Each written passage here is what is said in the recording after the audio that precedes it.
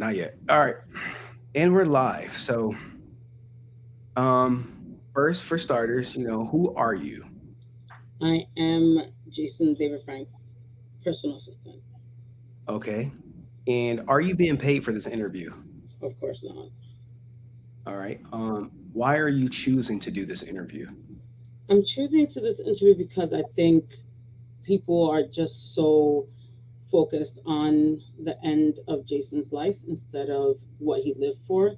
So I just want to share some light of how my interactions with him and who he was, like with me, firsthand. I guess firsthand experience. And you are his assistant for how long? I met him in April 2012. So since April, so for 10 years, about maybe And almost 11 years. how was the hiring practice? Did you just have a conversation and he just say, "Hey, I want you to be my assistant"?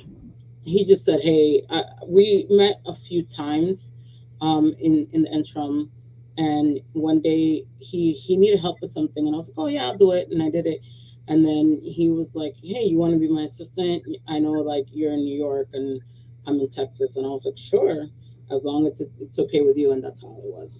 So that's what you say 2012. So we're talking roughly almost a little over 10 years. Yes, correct. Okay.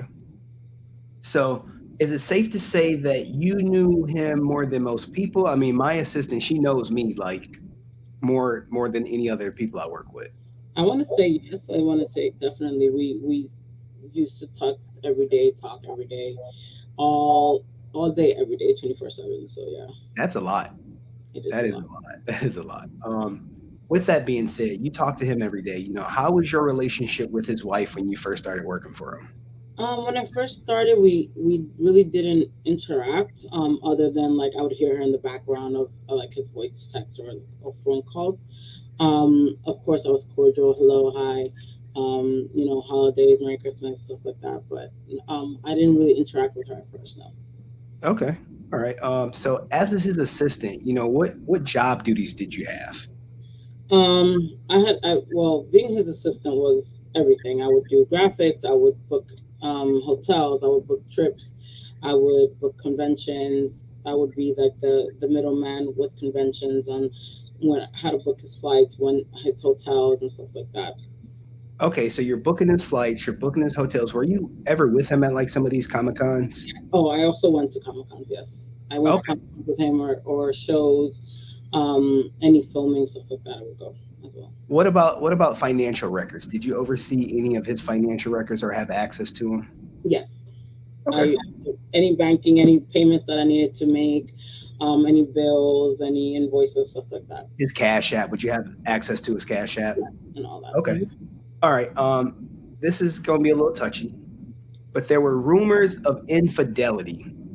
Did you ever book any rooms for other women that was not his wife or part of his team? No, never, Never, not once. not once, ever, ever. I would only Okay. book him, his family, or myself, or let's say one of the assistants. Okay, so speaking of booking rooms, how was it when him and his wife traveled? Did they always get separate rooms? I noticed that in the article she's mentioned that. Yes, so they always, um, usually it would be either separate rooms or like a suite with two rooms separated. Um, uh, like she said, and it's very true. He did snore. He was very, very self conscious about it. Like even me, like we didn't. If we were at a show, I couldn't book the room next to him directly. I would Really? always ask. Yeah, I would always ask for some farther away because one time we were stuck in the room next to each other, and he didn't sleep all night because he thought that I was gonna hear Like, him how snoring. loud was he snoring though? Like, was it like, was it No, like that, or was it louder? it was louder. And he never got help for like sleep apnea or anything like that. Um, I don't recall. I don't think so. It was just something that he was self conscious about. I mean, everyone snores. You know what I mean? I snore, but it's just I used to snore, but like everyone snores at different rates. It depends how tired. Remember, we would be at shows 10, 12 hours a day, Right. eating without like even very minimal bathroom breaks. So like when you fell on that bed, you fell on that bed. So it was like I remember that night he was like, I couldn't sleep, so the next morning I went downstairs. I was like, can I have another room? Like, and even like if I were to come first than him, I would make sure that we weren't next to each other. Or if he would come first than me, because remember we're coming from different areas, he would be like, make sure that she's not directly next to me. Wow, that is wild that he's snoring like that. But let's go back Unfortunately, to the unfortunately, it was something that he was just not comfortable with, and I understood. I mean, I wouldn't want to be woken up by somebody well, snoring. hey, I get it. I can understand that a little bit. I want to go back to the money part. You said you had access to his money. Did he ever send money to women that were not his wife or part of his team? No, Okay. not from where Where the you had access banking or access that I have now. okay. Um Now this is what about he has 3 kids from a previous marriage. Correct. While you were with him or his assistant, and I believe they're all adults now, did he ever send money or have you send money to any of his kids? Yes. Okay. All right. So you know about his kids. How would you describe his relationship with his other kids from your perspective, from your observations? So it's a touchy subject, of course. But when I first met Jason and he started opening up to me, and there was no relationship. It was a very hostile relationship with his children. I remember we used to talk a lot about it. I used to tell him like, "Why don't you try, try to mend things or try to make things better." I'm not someone to judge, so I would tell him like, "Why don't you try?" And he would, and he definitely would try to reach out to his kids and at least be there some way, since he wasn't there physically. Okay, so if you said you witnessed him send them money financially. And Um, violence, of course, he seemed like a very generous guy. very. I've seen him give out $100 bills to homeless people, make large donations to churches randomly during like just his live streams or his videos that he would post on his Instagram channel. Was he ever generous to you? Very. Um, he. I'm sorry. Take your time. He was very generous. I can tell you, I've worked hard all my life. 14, I started working, so I've worked nonstop. And I can tell you a story. I'm not ashamed of it. Sure, we got time.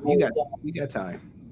I was, I've been working really hard to. Everyone wants to make their mother or their parent good, right? So, I was saving up to buy a house, and because he knew where I lived was not a safe environment, right? Okay. He constantly, like we were talking, I would have to like run out of the apartment and fight with the people upstairs or something like that. So he's like, you gotta get out of there. And I was like, I'm working on it.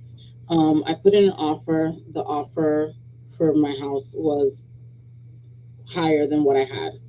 So, I told him he was there when I got the phone call, and he's like, "What's going on?" And I'm like, I'm not gonna be able to get this house because it's $15,000 more than what I have. And with instantly, without even thinking, he was like, "I'll give it to you. I'll lend it to you."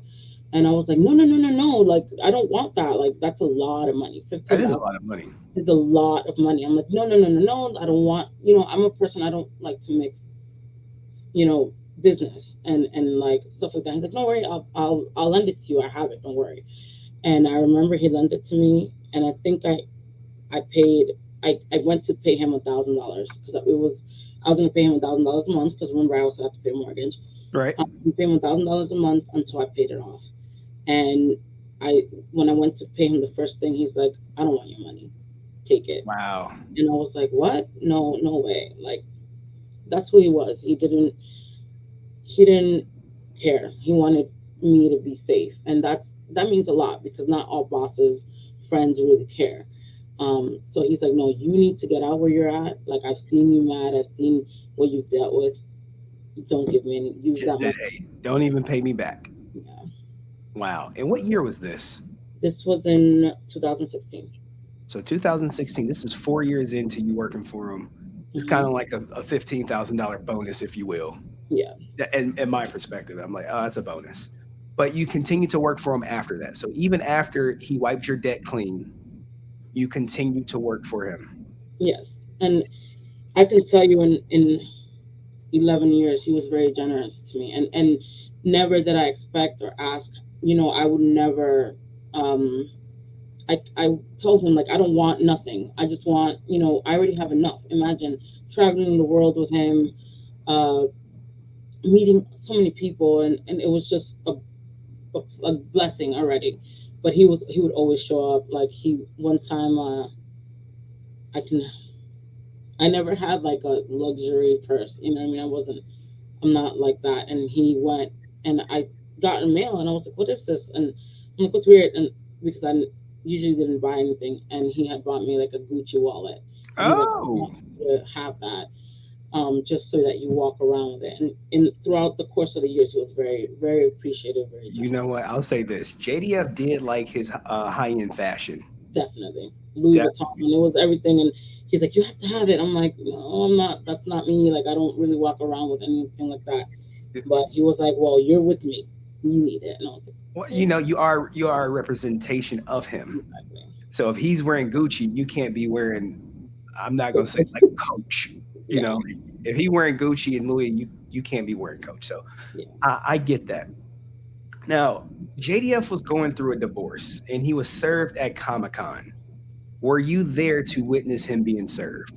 I wasn't there when he was served, but he called me um, when it happened, right after. Um, it was,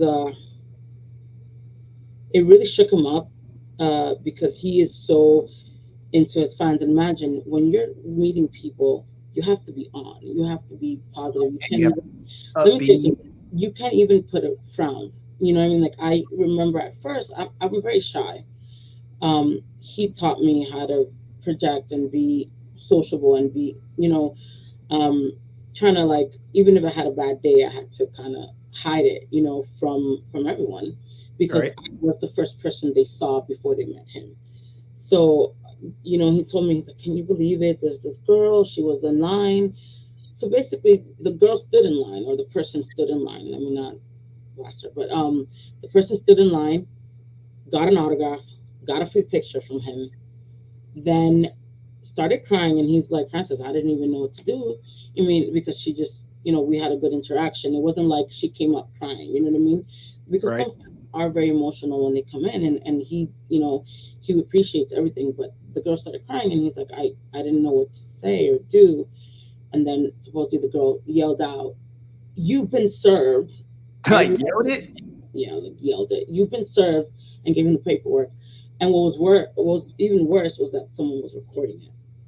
Oh, Whoever was with the person was recording it. So he was very shaken up, and I was like, listen, you got to keep going. And he was good. He was so good at hiding emotions. Like, his mother was passing away, and we were at a con. So literally, when he got the call, like, it's time, like, we were at a show, and it was did he leave the show or did he stay at the show when he got the call? we it was almost at the end already, so we stayed till the end. But imagine getting that call. Like, I can tell you that I looked up to him because he really was able to shut it off, finish, and go. So he can what was it, separate himself from, kind of like from reality versus con. Yeah, because he wanted everyone, and this is what I feel people might not understand. He wanted everyone, from the first person to the last person, to have a good experience. Now, mind you, he wasn't perfect, because he wasn't. There's no one that's perfect, but he really wanted everyone to enjoy themselves. Even if he got that news, he had to continue and make sure everyone was fine. He really cared about how his fans left, Wow. after an event.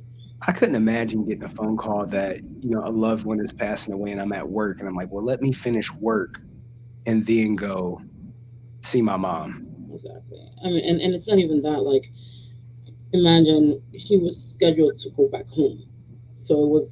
uh, while we're taking care of fans, I'm also in the background booking him a flight to where she was at, and it's like the stress and the, it was, to me, the most amazing thing that he did. He was able to always separate his emotions and what he was going through, and give people a positive, experience. So would you say he was wearing a mask per se? Okay. Yep. Okay.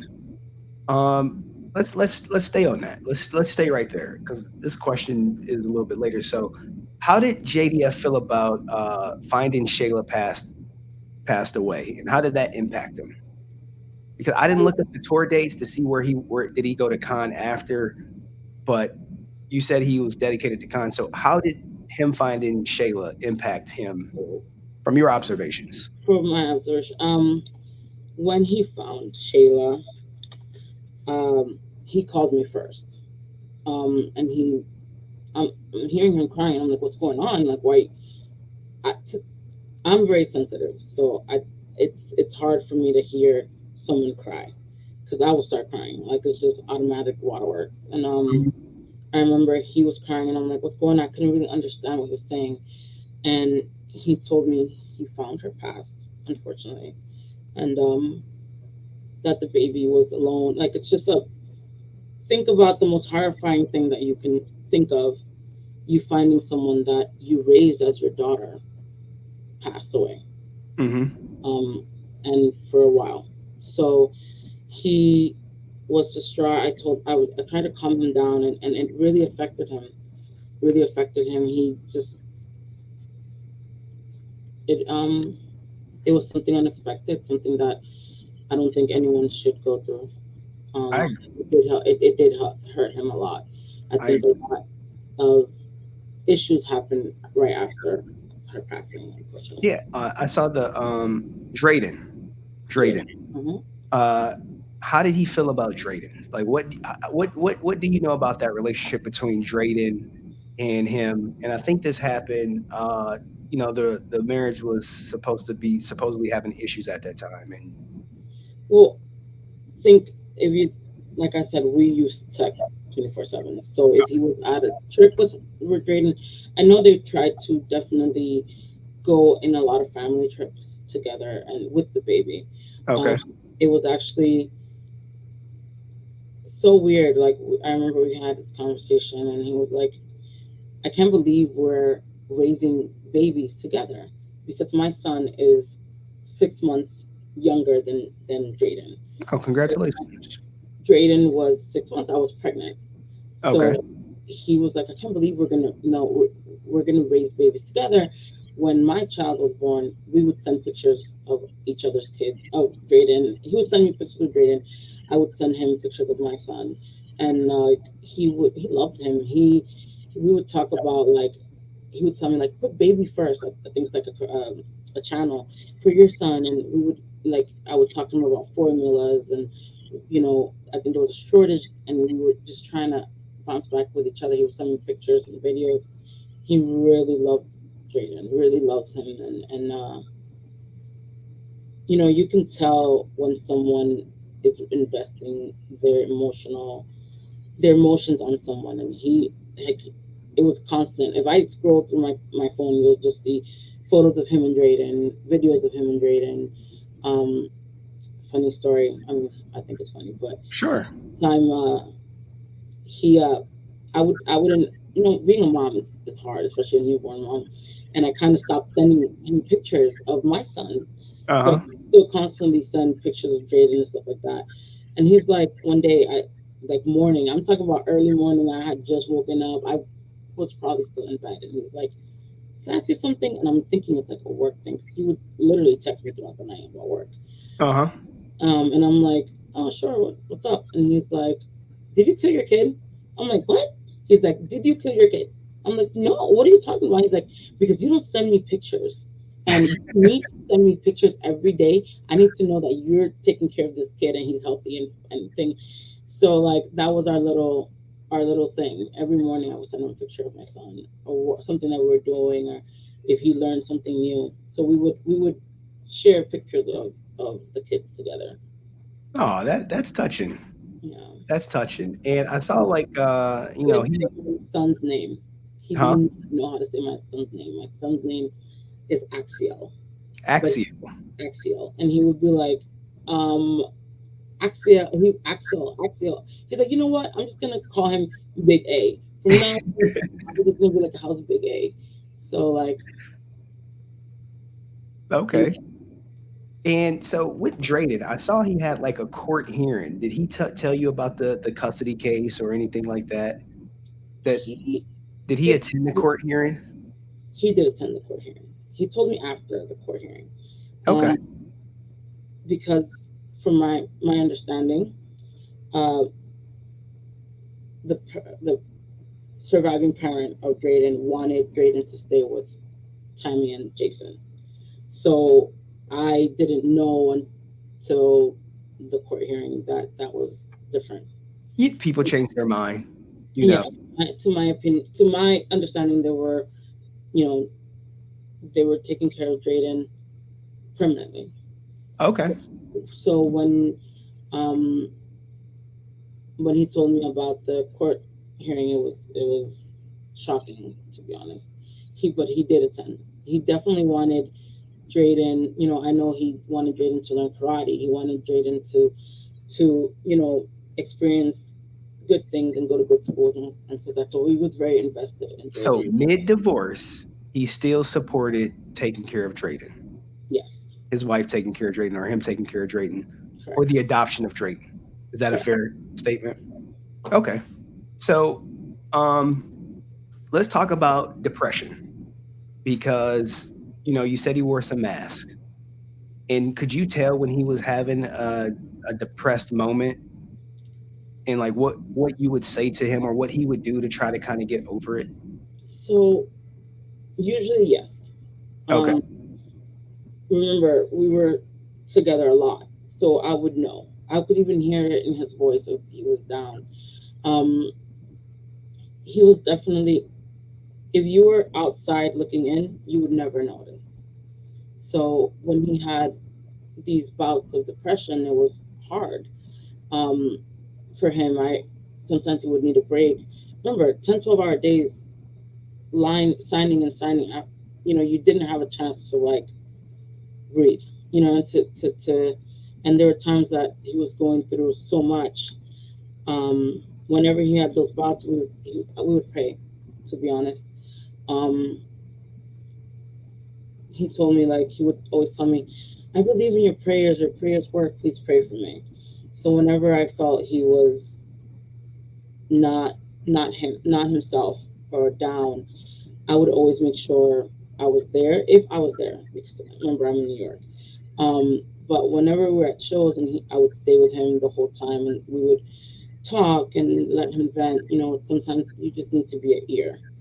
I wouldn't say anything. I would just hear him vent, and then we would pray together. I would tell him, listen, you're an OG, you're a gangster. You gotta keep it Yeah, up. he has to what is it? You have to keep the show going on. You have to be the uplifting, positive guy that everyone is counting on you to be. Exactly. And I remember I told him, my father passed away a long time Mm. ago. So I told him, you have to, you're the strongest, most amazing man I know.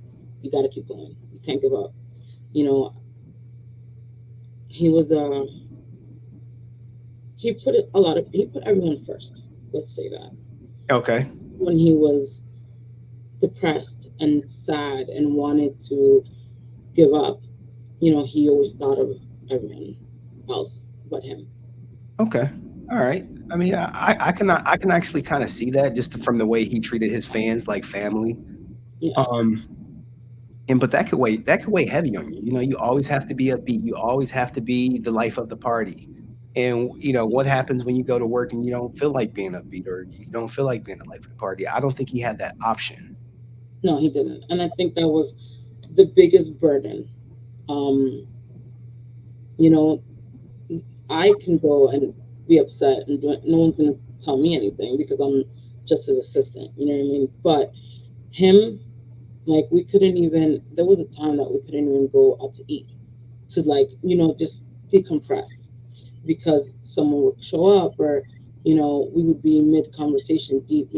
We both had issues. I had issues myself, personal issues, and we would go out to eat to at least talk about it, and people would interrupt or People would what fans would interrupt you while eating. yeah, and it's not he appreciated that.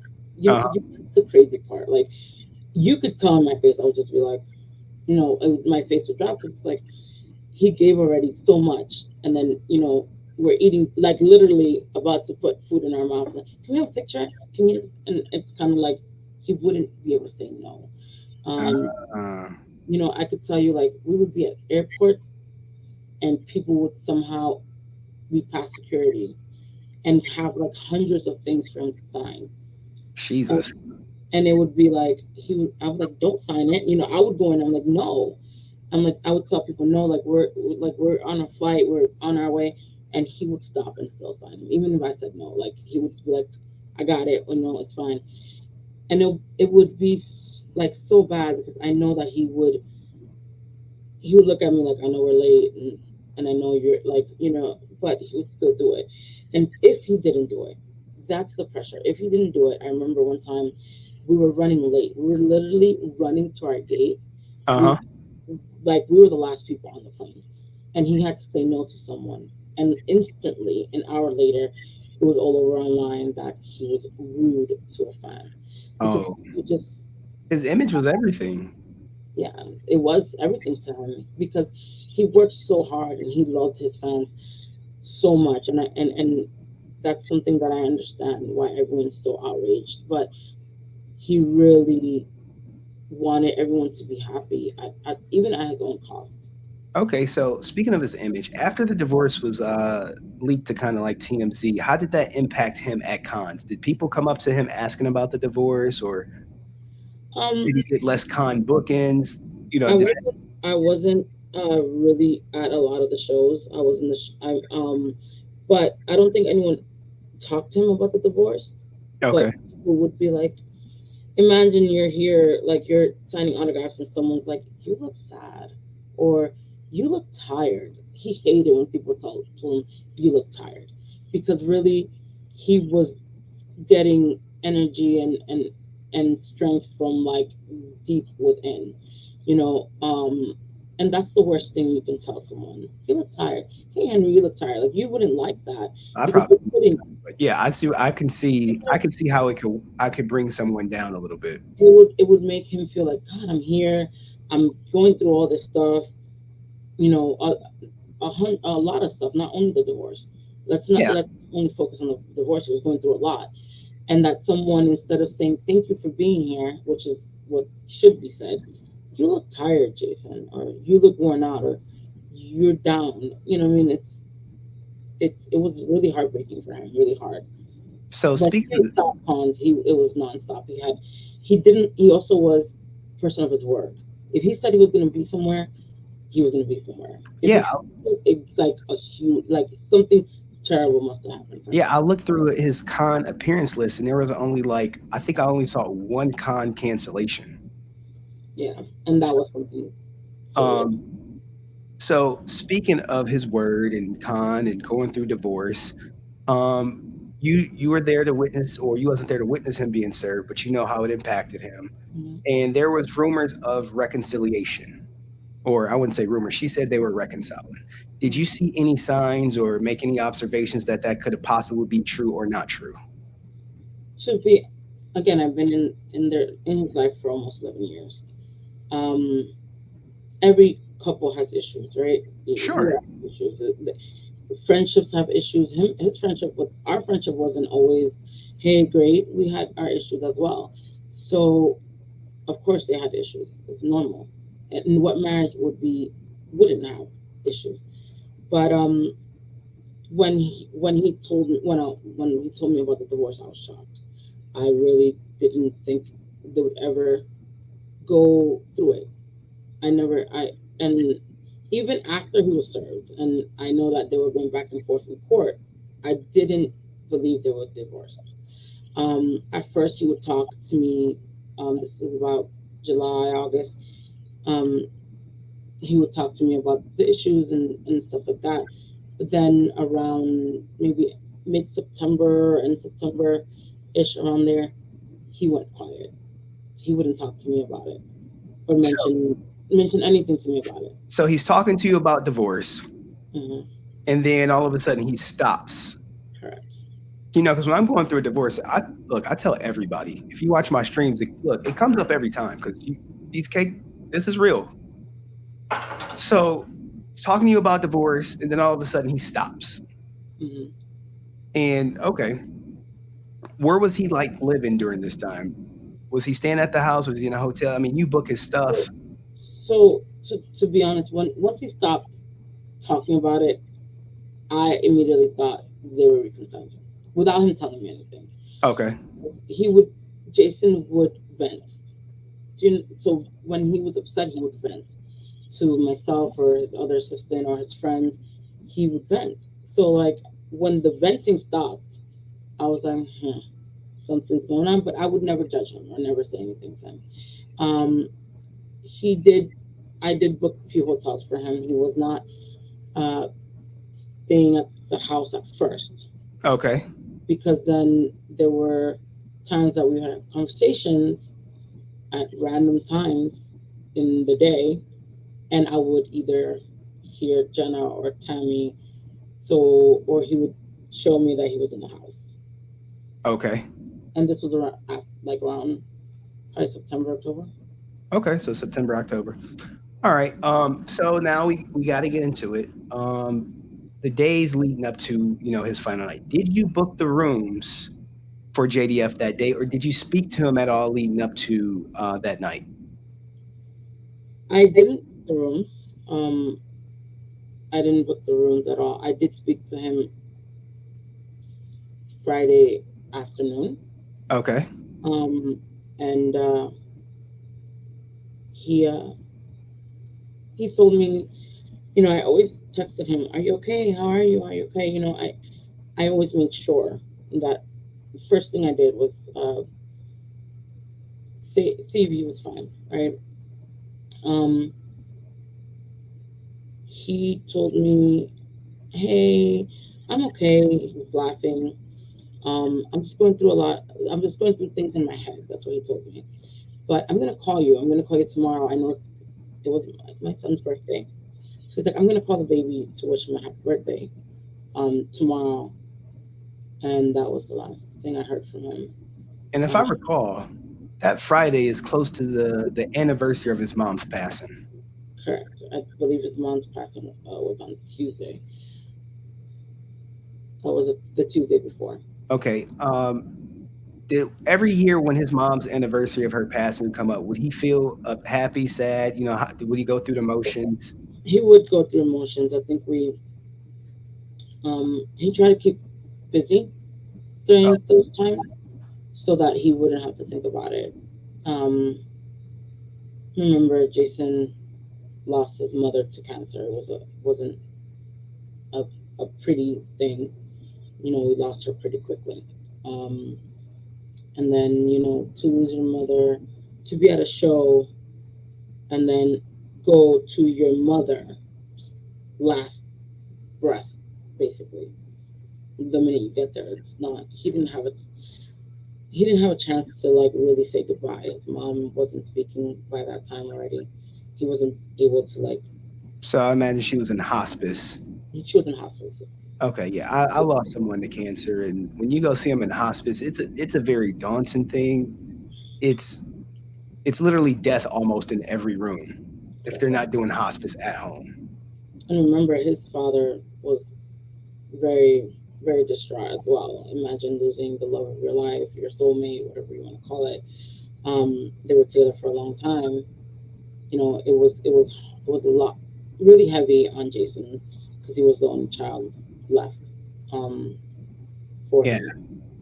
wow. So his father has to be going through it. He lost his first son, he lost his other son, he lost his wife. Shout out to JDF's father. Hopefully he's doing okay. Um,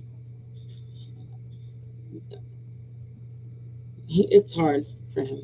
He couldn't. I couldn't imagine He burying couldn't a whole attend family how hard it was. and then continuing to live life. Yeah, he couldn't attend the funeral. He couldn't take any more heartbreak, to be honest. God. Okay. All right. So you didn't book the rooms. You spoke to him that day. Where Mm-hmm. were where were you that afternoon? Where were you when you heard the news about JDF? So it's gonna have to give me. Take your time. Take your time. Um, remember I spoke to him Friday, like around 3 o'clock, 3 o'clock my time. So like 2 o'clock his time, 3 o'clock his time, right? Yeah. Um, and the last thing he told me was he was gonna call my son for his birthday. Birthday.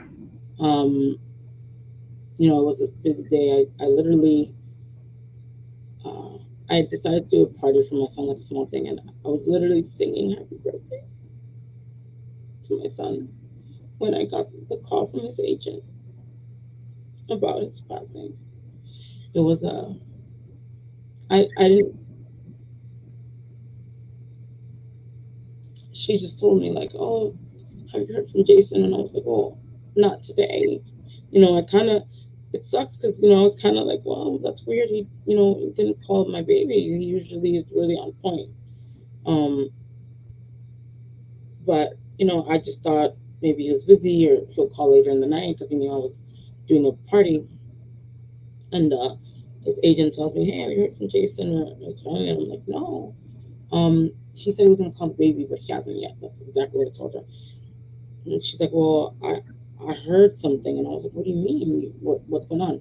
He's like, "Oh, I heard that he got hurt," and I was immediately thought he got into a motorcycle accident because he was riding. So I was like, "Is he okay?" And she's like, "No," and I was like, "Okay, so like I'm going through like 1,000 things." I'm like, well, is he in the hospital?" And she's like, "No, I heard he died," and I fainted, like my knees buckled, I dropped. I just didn't expect that. And then I tried calling everyone to confirm. Of course, they didn't pick up, but then I got confirmation, unfortunately. Who did you get confirmation from?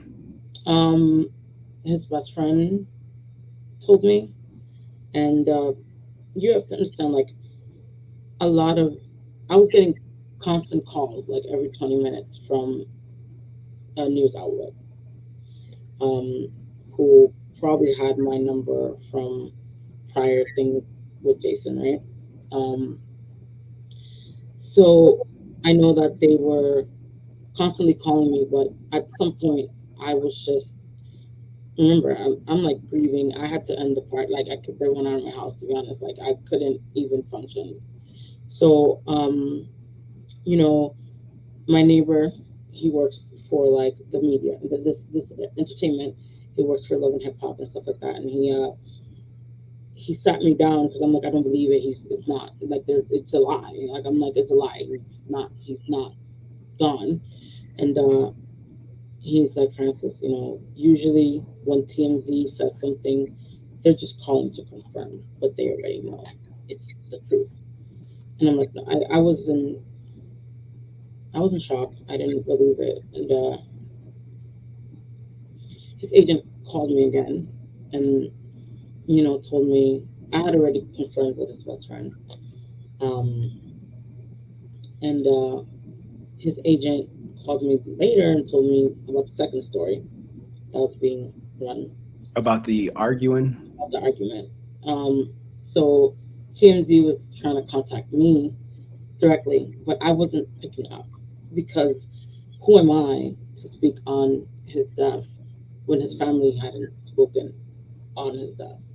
So I remember I told the agent, like, they keep blowing up my phone. I can't, like, I don't want anyone calling me. Can you please just tell them to leave me alone? Um, and his agent was very gracious and very helping. She helped me a lot, and she's like, "Well, I have something to tell you before it's printed because I know it's gonna affect you." And she told me the story, and she's like that. That's what they were calling me. So TMZ wanted to tell me the story before they published it. To get you to comment on it. Exactly. So Okay. she intervened. So speaking of that story and getting you to comment on it, what was your first interactions with his widow after hearing the news and hearing the story about the argument? So even though I worked with Jason for so long, I really didn't have uh, too close of a relationship with Tammie. We would definitely talk, and here and there sometimes, we did, of course, you know, have to talk with each other. Um, she was always very nice and stuff like that to me. I can tell you that almost every time Jason texted me like late at night, I would hear her in the background like, "Leave her alone. It's 2 a.m. Like let her sleep. Let her." So she was very, imagine having someone constantly there, even though I Yeah. wasn't physically there, but I was. He would text me all the time. So at first, there was a little, which is normal. I would understand her. I would get upset if someone is talking to my husband 24/7. Ah, so at first she made didn't wasn't the most fondest of you being in her husband's life because of the interactions you guys had. And it wasn't only that. He was telling me a lot of secrets or a lot of personal things. Let's say not secrets, personal things about him that she was like, "Why are you telling her that?" At first, it was just not understandable. With time, as she met me, because remember, I've stayed in their home. I've gone to the car schools. I used to go to Texas all the time with him, travel all the time. She understood that it was business, that I was there to help him, not All right. anything else, right? So I really didn't speak to her after the divorce, of course, because I didn't need to speak to her when the divorce was filed. So I would only speak to Jason. I knew Jason's side. To be honest, and the minute I heard the story that TMZ said, I said she must have told him something. Something to put him over the edge. I said that. I said that too. Right? Uh, I just couldn't fathom that he had done it. So with that mindset that she told him something, when you first see her, do you confront her about this? So th- th- I didn't have communication with her because she had changed her number. I had her old number. Um, but she reached out to me, and the first thing I remember I didn't really let her talk. I was like, please let me see him. That's the first thing I told her. I know that we're not, communicating and whatever happened, or I just want to see him. That was my thing. And she was like, well, I'm actually calling you because I need you to come, you know, pay your respects, say goodbye. Um, and when I literally found out about the wake or the viewing. Hold on. Okay, go ahead. I'm sorry. Keep going. You found out about the wake. I found out Saturday, or it was like Friday, late Friday night, and by Sunday 6 a.m. I was on a flight to Texas. Um,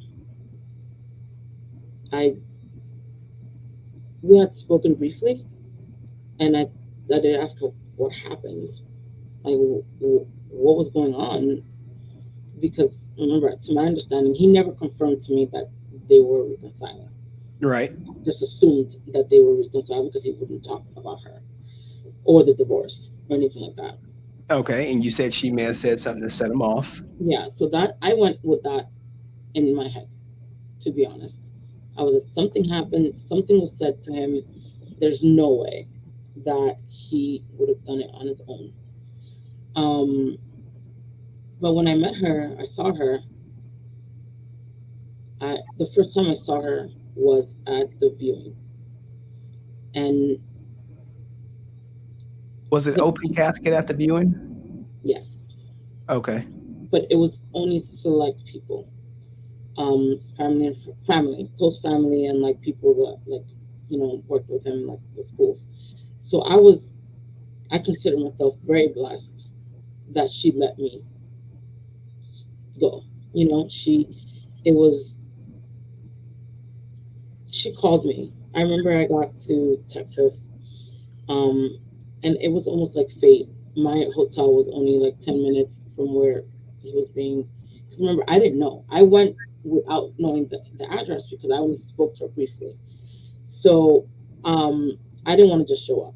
You know what I mean? Like because I was given the address by um, his business partner. So I didn't want to just show up unless I heard blessing. I think it's so disrespectful for anyone to show up in someone's burial or even their grave site without permission from his family and widow. So I waited, and I remember she called me and her voice cracked, and she's like, "I need you here." So of course I put the address in. It was literally 8 minutes away. I got there in 8 minutes, and she was broken. Like her face was broken. Um, I don't even know how to explain it. It's like instantly when I saw her face, I was like, maybe.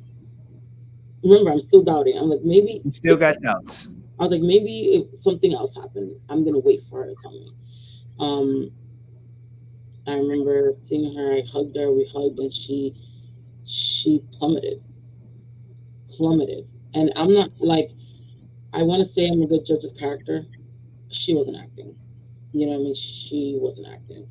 Um, I know that when she was there was a few issues with, you have to plan things, unfortunately, and there was still planning going on when I was there. So I met up with Jenna, uh, and Skye was there, and I Okay. um, remember I had a strange relationship with his children. Um, so of course, when I saw Skye, she didn't recognize me. I didn't really recognize her the first time meeting her. And I remember we hugged, and I wanted to make sure they both felt love. You know what I mean? Like I want them to understand how much I love Jason. You know what I mean? So we went together to the casket. Take your time. Take your time.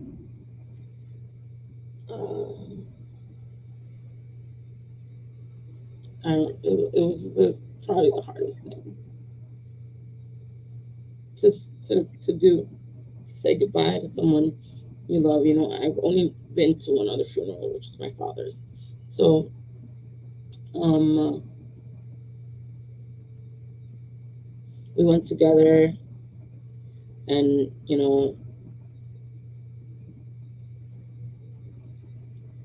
I to your question, Did you ever confront Tammie about the TMZ article? I did. Okay, how was that?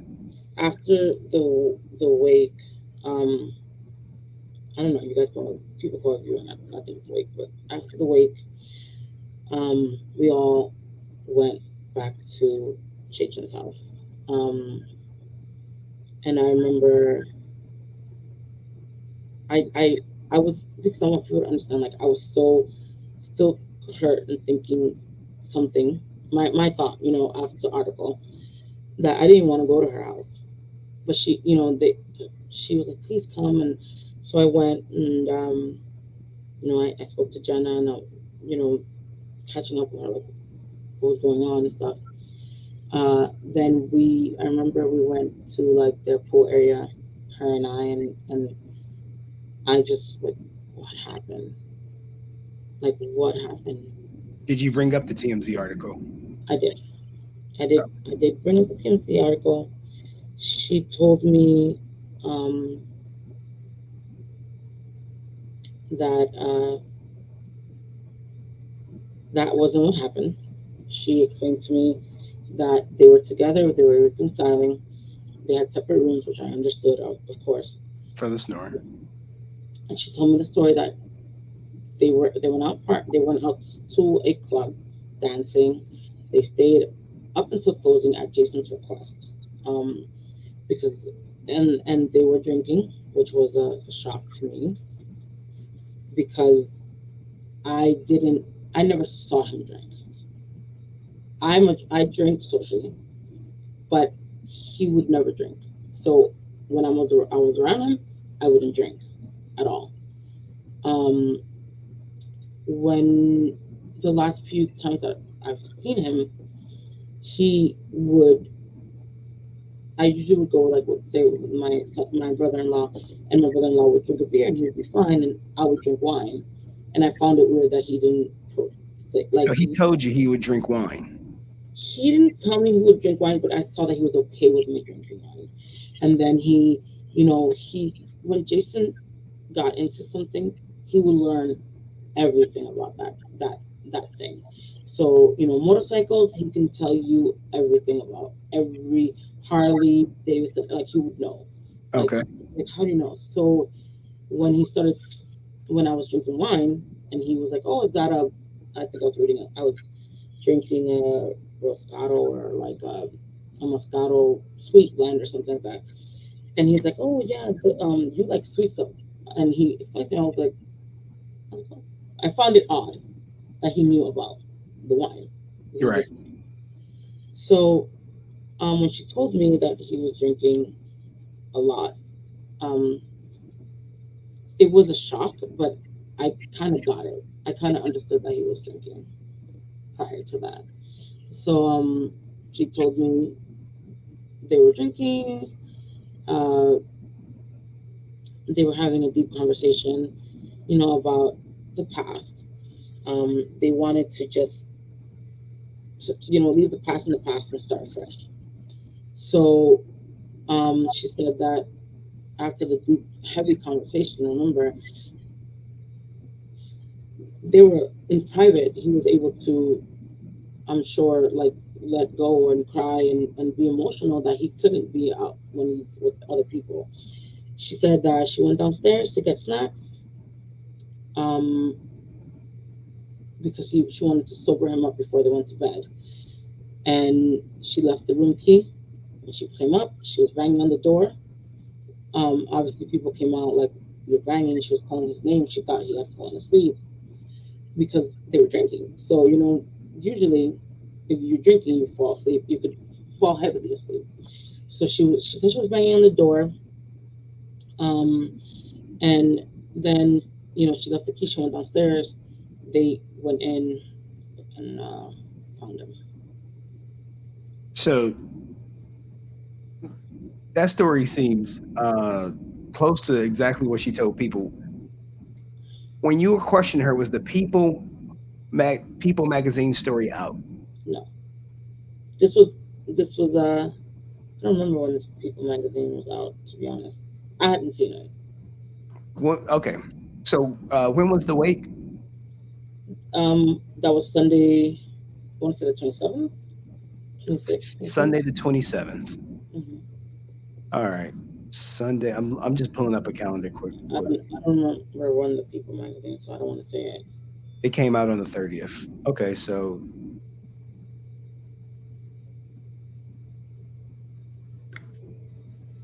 nothing about arguing. No, Nothing about who called the police. to my understanding, the police came in to because the door is locked. Um, and they opened the door, but the bathroom door was locked. So in order for them to go in, that's when the sheriff came in. To kick in the bathroom door. Yeah, and I mean they had to because they couldn't find the master key, so then they got the master key and they opened the door, and the sheriffs took her out and they didn't let her come in. Okay. All right. Um, what about the funeral? You said it was open casket at the wake. Um, it was very hard. I can tell you that I can tell you, Jenna took it really hard. Skye practically passed out, and I had to like literally pick her up myself. So Um, Jenna took it hard. Skye fainted or passed out. Passed out when we went together to the open casket. This was Sunday open casket, and I remember that I was so hurt. I kind of sounds bad, but I kind of I'm glad that she fainted because I was able to like pull myself in and just help her because no one was helping her. Um, just because I feel that when I got there, people were thinking she was overboard. So she was. Um, So are you saying Skye was being over dramatic? I mean, your father passed away. I didn't think she was being more dramatic, but I wasn't there the whole time. You said But, over, but but I think it was just overboard. Like you know, almost like whenever someone else was having a deep moment, she would have a deep moment. I can infer what you're saying. Yeah, So and it was my first time coming up to the casket. So okay, so you're at this funeral. You see Skye, you see Jenna, you see Tammie. How are the interactions between Tammie and Skye? okay, so I'm an assistant, right? I'm just a friend. Uh, I can tell you my interactions. I was with the family the whole time, Okay. right? How about your observations? What did you see Okay, between Tammie and so Skye? I saw that Skye was included everywhere. She was sat in the front with the family. She was in the limousine with the family that was directly behind, that started the procession, right? Okay. When we were gonna bury him, she was sitting with the family, first row with the family, and I saw Tammie, hug her the same way Jenna hugged her. She was very much included. Um, I can even tell you that how they released the doves. There was a releasing of the dove ceremony in honor of Jason, and Okay.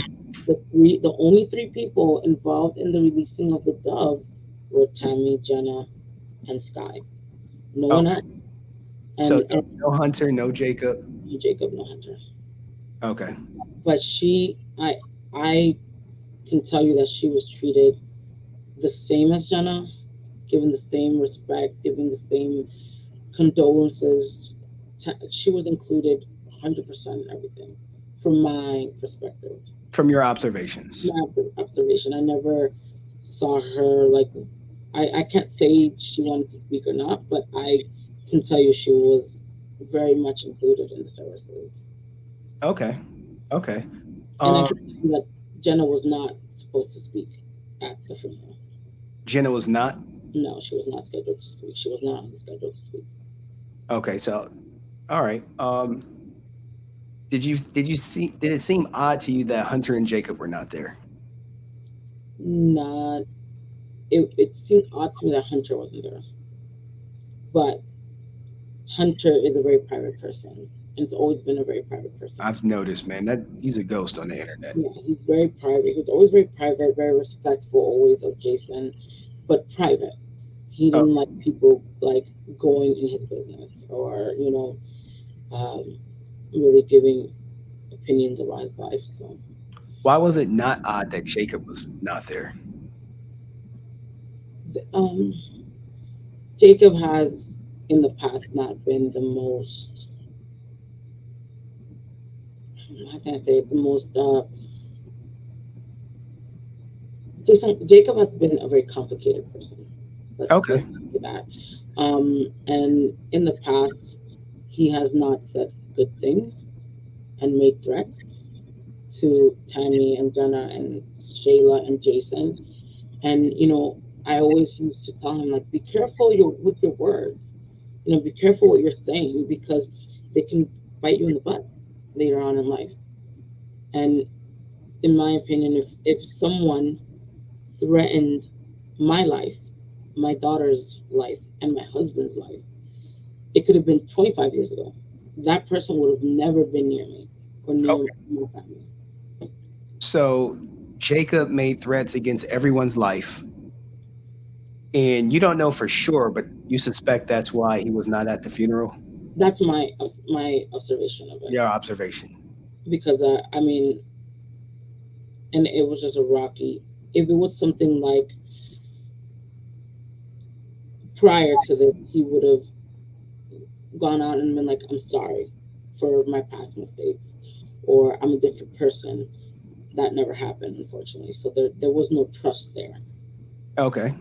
What about the original Power Rangers? Were you aware of any original Power Rangers who may have been invited? Well, I know Steve Cardenas was there, Tiara Hanna, Serena Vincent, Nakia was there. I know a lot. David was filming, so he couldn't attend, of course. But I believe a lot of people were invited to the funeral, not the viewing. Okay. Okay. All right. So we kind of touched on a lot of things. Can you? So if Skye was treated just like Jenna at the funeral, where is all this discourse coming from that I'm sure you've seen online? Where is it all coming from? Where's it stemming from? To be honest, I after the funeral, of course, there was a lot of when you grieve, right? When you grieve, there's a lot of emotions to go through. I kept in touch with Skye. I even offered Skye my home. I told her, listen, I'm not rich, far from it. But I have a good family, right? So I was like, if you feel, because to my understanding, she felt like she lost everything and she had a strained relationship with her family. I was like, if you ever want, just come to New York. I'll offer you my home, and whatever you want, just you can stay for as long as you want, right? Um, and when we had a lot of conversations, she had a very she's hurt, she's a hurt person, girl. December 24th, I can tell you I went through something with her that I was up all night worried about her, genuinely worried about her. Like I said, like I This told her December, this past December 24th? before, this Okay. December, Okay. um, after his passing. So, I I didn't know where it stemmed from. It was a shock. I mean, it wasn't that really a shock for me, but I wish she would have not. I did speak to her right before this whole thing. I was like, I don't know what's going on, why you're upset. I know jealousy definitely has a lot to do with it. And unfortunately, money always is the root of all evil to me. Um, but I told her, whatever you do, just make sure you keep Jason's legacy positive. Think about the positive things your dad left. Don't focus on the negative that happened at the end of his life. Um, Unfortunately, I got blocked, and that didn't happen. But All right. And you know what? I like what you just said. Let's focus on a positive of JDF's life. So, what's a positive, little known fact about JDF? Jason loved food. He loved tacos and loved Mexican food, which is everyone knows. But the first time he came to my house to meet, I mean, he met my mother briefly, but the first time he came to my house, my mom was like, "What is he like?" And I was like, "Well, he likes steak and tacos." And I mean, we're Dominican, we're not Mexicans, So, um, my mom, we do rice and beans, but we don't do like thick beans. We do like a little watered down beans. And uh, he was like, he was eating, and he's like, "You're not gonna eat with me?" And I was like, "Okay, I'll eat with you." And I sat down, and he's like, "I love this bean juice." So like, I'm like, bean juice? I was like, there's no bean juice. I was like, oh, the rice and beans. He's like, I love this bean juice. And every time I come to New York, my mom had to make him bean juice. Oh, So wow. like, it was like, I can't wait to go to your house to eat the bean juice. So that was always, I found that really funny. He was like, even when I knew he was hurting, you know what I mean? Like, he would always be funny and He would say always something turn it on. He was always on for on. you. Exactly. Like, I'm telling you, he used to text me at 2 o'clock in the morning talking about I have an idea for a contest, and I was like, "Can you tell me at 9 a.m. or 10 a.m. when to do it?"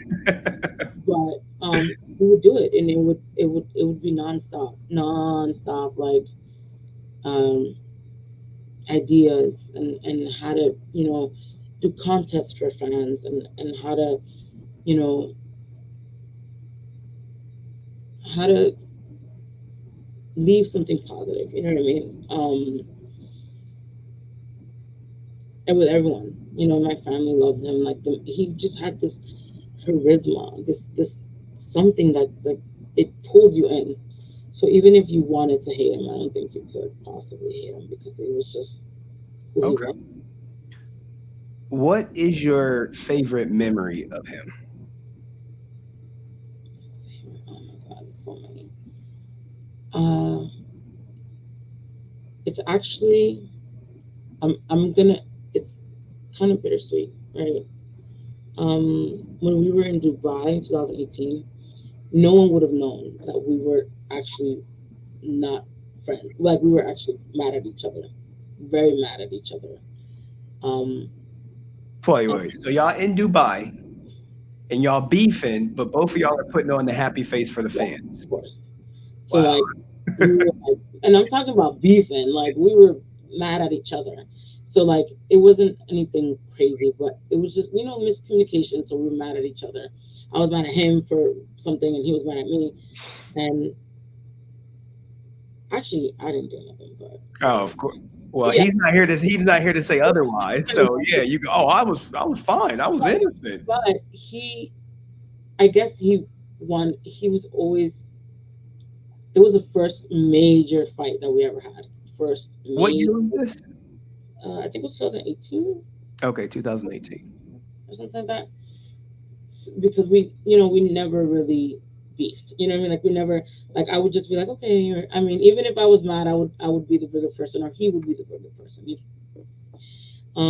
We would never let anyone know that we were upset with each other. Like we were at show, like in Dubai, we were just working happy, haha, but we were really mad at each I've been other. there before. I've been there, but with my wife. But anyway, we ain't So talking. we had the desert, like the convention booked like this desert excursion, right? So I'm mad at him. So I'm like, I'm not going. I'm not going. That's it. So I told Typical, him, typical. I know, but I was really upset, right? So I'm like, I'm not going because then I'm gonna have to see his face and he's gonna be mad and I'm mad. The point was that they convinced me to go. Um, they convinced me to go, and he was so like cute. You know what I mean? He was like, the guy was like, "Oh, you guys are so quiet." He's like, "Well, someone's mad at me, so I can't even talk. I'm just gonna sit." He just put you out there. Yeah, she just put me out there, and he sat in the front. Like we all sat in the back and sat in the front. And the guy's like, "Oh, you can sit in the back. I don't mind if I sitting alone." And he's like, "Well, I can't sit in the back 'cause someone's mad at me." And then it was just funny. And then we were at the desert, and he was taking pictures, and he's like, "Hey, you should take a video." And I have the video, a video of you throwing the sand in the air, and I'll take it for you. So he started little by little, like, LeBron James. yeah, it's like, oh, and then he's like, uh, I don't like there were only three camels, right? So it was four of us. So I'm like, oh, I'm not gonna get in the camel. You go in the camel and whatever, because who am I, right? So he's like, no, no, no, no, you get in the camel because he knew that I was gonna be scared as hell. So he has all the videos. We're like, ah, we're screaming at the camel. I want to see that video. Oh God, the camel? No, you're not I getting want the to see that video. you're not getting the camel video. So But that's your favorite. Go ahead. I'm sorry. So in the end, we had a really heart to heart talk in the middle of the desert in like the night sky, and he was a bigger person and he apologized. Yo, he took the high road Just and yeah, just apologized. Even if he wasn't at fault, he just said, "All right." Even though we you, were, we were both at fault. oh, now we were both. Earlier, you said you were in no wrong. He was more at fault, but I will take blame for overreacting. So what? He's 51%. You're 49% at fault. Is that what you're saying? 40. 60, I'll take that. 60. Anyway, all right. So I've seen you watching my content. I've seen you in the comment section. What Yes, have you been thinking about all these videos I've done on JDF? honestly. You want my Like, honest? no, honestly. At first, I kind of was mad at you. I was like, "What? What is he talking about? Like, that's not correct. That's not right. Why is he mind? He needs to mind his business. He's doing it for clout." A Um, lot but of people tell me that. I'm doing it for clout. I mean, you're doing it for clout. And just so you know, like, it's not. It's a sad situation, right? It's So very sad. I'm not trying to make light of it. everyone feel like family. So I put myself in everyone's shoes, right? So at first, I I was everyone. I was like, something happened, no way.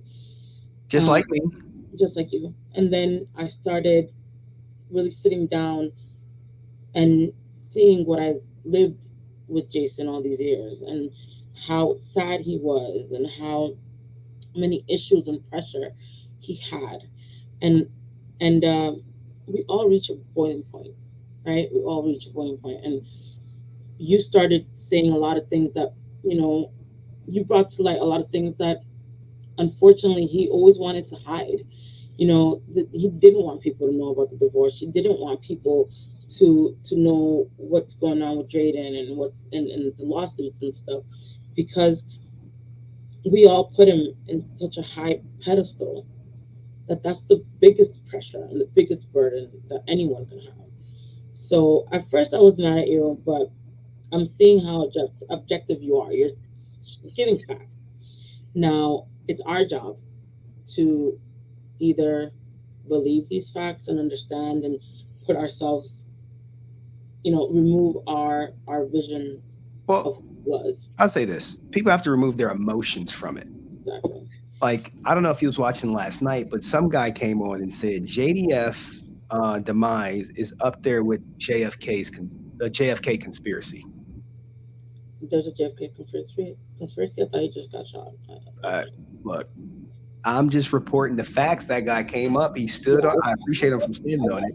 But I was I even today, someone said uh, rat poison. I've gotten Illuminati. I've gotten the Red Ranger did it. I've seen that. I've And gotten there was a hired hitman. I've gotten she did it. Any allegation you could think of, you got it. I've gotten it. And what would you like to say to all those allegations? Okay, so the allegations are the most hurtful thing that I'm gonna put myself, right, as his friend for 11 years, as being someone that is close to his daughter, Jenna. You know what I mean? Because I think we're all so focused on the end of his life, of how he ended his life, that we're not focusing on the good that he did throughout his 49 years here. And I can tell you I was one of those. She did it, but I don't. I So don't. initially, you thought she did it. She said something. He said something. I don't think. I think I want to be clear. He made his choice. When someone decides to end their life, it's their decision. I don't believe that. I mean, unless like the case you said, unless she said go back in there and do it, I don't think there's anything that could have been said. No one has been in their life or knows their privacy. These people are. I'm talking about these people that are doing these conspiracies. You don't know if there's worse things that have happened or said, and he never did it. You know what I mean? It was just his mindset at the time. That's what I Okay. strongly believe. I think these conspiracies and these allegations, they hurt. Like some days are harder than others, but imagine spending all night crying for this person that you lost, that you loved, that you love, you know, Mhm. for a long time, and the first thing you see is some drama about, you know, rat poison, or like you said, or what happened. Illuminati. I got someone said uh that I've he was heard. by the mafia. Like, it's just, you know what I mean? I don't want to see that. I don't like it. So you're And getting them too. like his daughter, and I'm just a friend. Let's say, and I like try to stay off social media because it hurts. You know, I'm on and going because I have a son, but when my son is asleep, all the memories and all the feelings and all the why, and I feel guilty.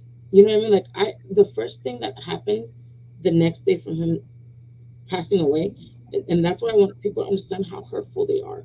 The first thing, the first message that I got after he passed away was, "Why are you so quiet? We deserve for you to talk." That's what someone wrote to me. You deserve to talk. We deserve that you talk. But if his family hadn't spoken, who am I to speak? I'm grieving. Well, I'm you know, I know you're grieving, but what happens is fans see they associate you with him. They might not necessarily associate his wife with him because when he's on the road, he's with you. Mhm.